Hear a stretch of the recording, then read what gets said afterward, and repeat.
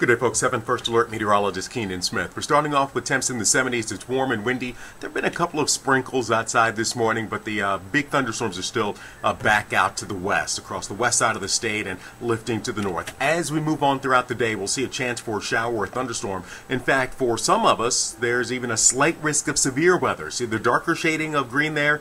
That is a marginal risk, and that's for most of southeastern Michigan.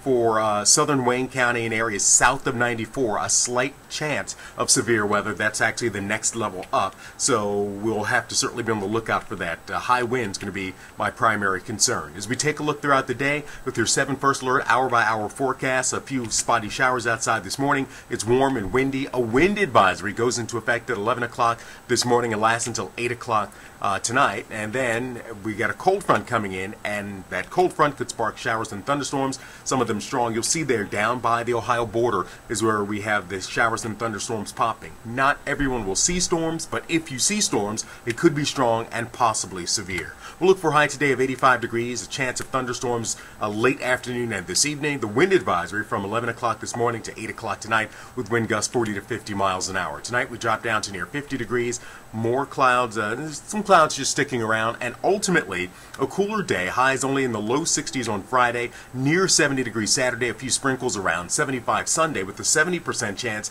at showers and thunderstorms. I'm 7 First Alert meteorologist Keenan Smith.